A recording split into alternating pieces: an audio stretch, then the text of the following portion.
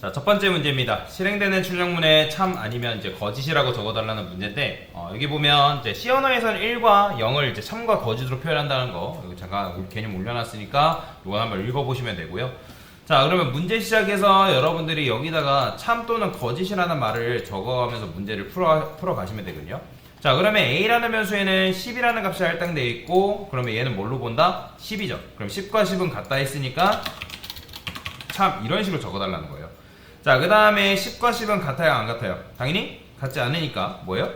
거짓 이렇게 적어주면 되겠죠. 그러니까 같은데 같지 않다고 했기 때문에 그런 거죠. 자, 그 다음에 10은 10보다 크다. 자, 빨리빨리 아는 것들은 넘어가도록 하겠습니다. 10은 10보다 크다. 당연히 뭐예요? 거짓이겠죠. 자, 10은 10보다 크거나 같다. 당연히 뭐예요? 자, 크진 않지만 같으니까 참이겠죠. 자, B라는 변수의 10이죠. A도 마찬가지 10이죠. 10과 10은 같다 했으니까 뭐예요? 참이죠. 자, 지금 여러분들이 이 C라는 변수에 뭐가 들어간다? 지금 여기 보면 비교연산자죠. 대인연산자랑 비교연산자가 있는데 연산자 우선순위가 더 센 게 누구냐면 바로 비교연산자예요. 즉 얘가 계산된 결과가 C라는 변수에 들어간다. 자, 그러면 얘 계산된 결과가 뭐예요? 10과 10은 같지 않다라 했으니까, 자, 같지 않다 했으면 만약에 참이었으면 1이고 거짓이면 뭐예요? 0이죠. 그러면 얘는 같지 않다라 했으니까 뭐예요? 0이죠. 그럼 C라는 변수에 뭐가 들어가는 거예요? 0 할당되는 거예요. 그죠? 자, 그러면 얘는 뭐예요? 뭘로 봐야 되는 거예요? 0이니까 가끔씩 이런 분들 계세요. 0 도대체 뭐지? 0 뭐예요? false입니다. 그렇기 때문에 얘는 뭘로 취급하면 되는 거예요? 거짓 취급하면 되겠죠. 그죠? 자, 거짓 3이네요. 자, 그 다음에 C 0과 0은 같다 했으니까 뭐예요? 당연히 참이겠죠. 참사 이런 식으로 적어주면 되고요. 자, 그 다음에 제가 난연산자가 있다 했습니다. 자, 그러면 여기 뭐예요? 0을 뒤집는다? 도대체 0을 반전시킨다는 게 무슨 말이냐 라고 할 수 있는데, C 언어에서 0은 뭐다? 거짓이니까 거짓을 반전시켰으니까 뭐겠어요? 참이겠죠. 자, 그러면 여러분들 수학 시간에 소가로 안쪽과 소가로 바깥쪽 뭐부터 먼저 실행한다 배웠어요? 그렇죠, 안쪽을 먼저 실행한다. 자, 그러면 위에서 얘는 이미 참인 거 확인했잖아요. 그럼 참을 다시 뒤집으면 뭐예요? 거짓이겠죠. 그렇죠, 거짓 적어주면 되겠죠. 자, 그 다음에 D라는 변수 1이네요. 그러면 C는 뭐예요? 여전히 C는 0입니다. 이렇게 여러분들 1년의 과정을 거쳤다 해가지고 값이 바뀌는 게 아니에요. 자, C라는 변수에는 0, 즉 거짓이죠. 그러면 1과 0은 같지 않다. 당연히 맞는 말 틀린 말? 그렇죠, 같지 않잖아요. 그렇죠, 같지 않잖아요. 0과 1은 같지 않다. 그럼 뭐예요? 3이죠. 자, 그 다음에 여기서 뭐예요? 자, 지금 여기 보시면 이런 식으로 비교연산자랑 논리연산자가 섞여가지고 문제가 왔죠. 자, 제가 여러분한테 연산자 우선순위가 제일 높은 게 뭐라 했어요? 사칙, 비교, 논리, 요 순위라 했죠? 그러면 여기서 마찬가지로 뭐부터 계산하면 되는 거예요? 비교부터 계산하면 되겠죠? 그러면 1과 1은 같다. 맞는 말 틀린 말? 맞는 말이니까 1이고, 2와 2는 같대요. 맞는 말 틀린 말? 맞으니까 1. 3과 3은 같으니까 1이고, 4와 4는 같아요? 같죠? 근데 같지 않다 했으니까 뭐예요? 0이죠.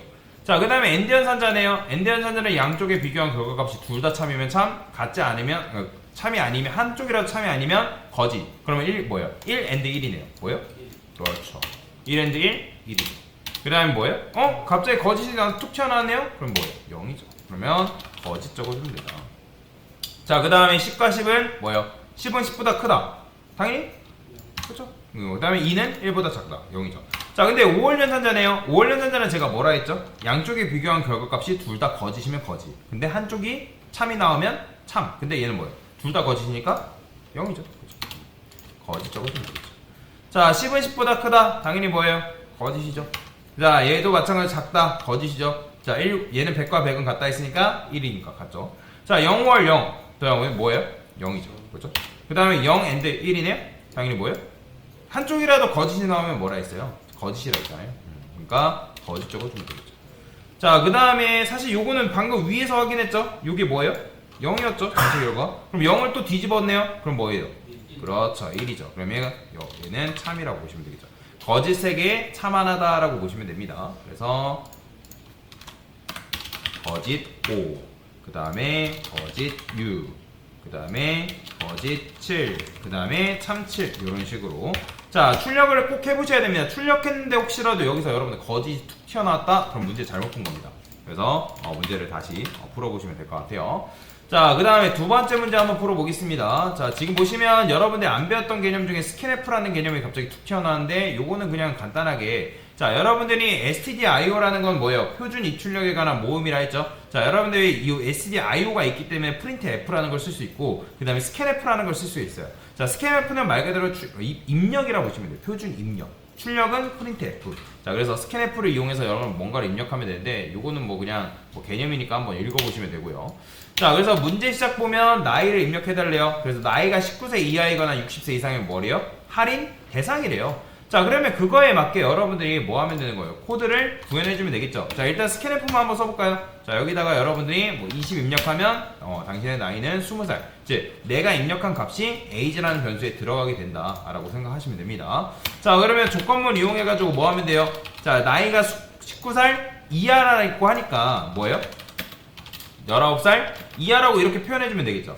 자, 근데 문제 보면 19세 이하이거나 60세 이상이면이라는 거는 둘 다 만족해야 된다는 거예요? 아니면 둘 중에 하나만 만족하면 된다는 거예요? 그렇죠. 여러분들이 한글만 잘할 줄 알아도 사실은 문제를 푸는 건 그렇게 어렵지 않다라는 거예요. 즉, 나이 이거나니까 5월 연산자를 쓰면 된다라는 거예요. 그러면 여기다 뭐라 쓴다? 5월 연산자 딱 막대기 2개 그어주면 되겠죠. 자, 그러면 여기다 60세 이상이라고 하니까 60세 이상은 age는 뭐예요? 60살 이상이다. 그죠? 자, 그러면 그럴 때 뭐래요? 할인 대상이라고 하죠. 할인 대상입니다.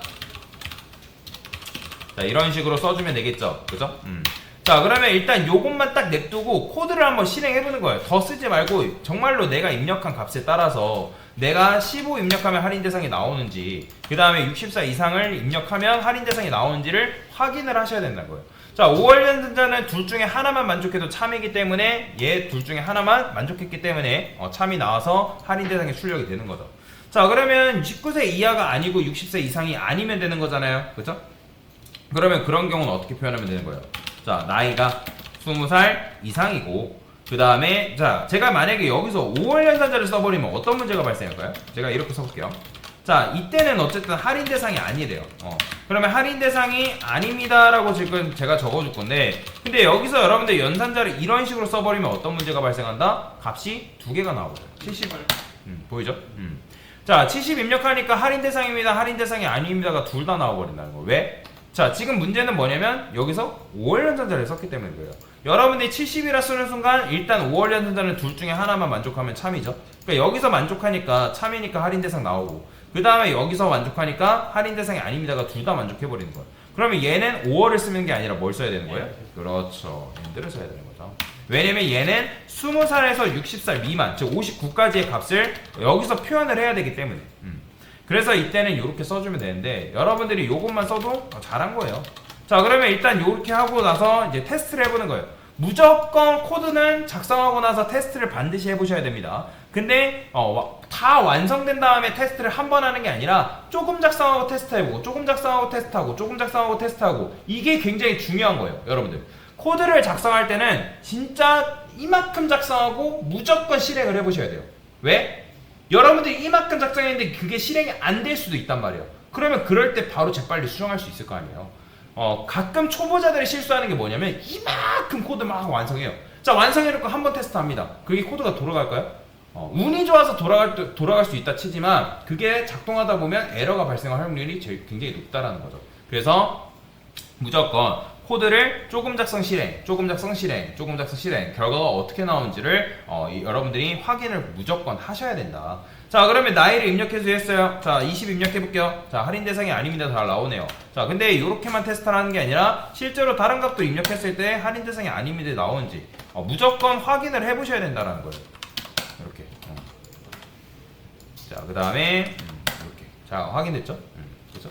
자, 그러면 일단은 요건 잘 됐는데, 근데 어차피 여러분들 얘가 요게 지금 주권문이 두 개죠? 그러면 어떻게 할 수 있다? 앞에다가 S를 묶어가지고 하나로 뭉칠 수 있다 없다? 있죠.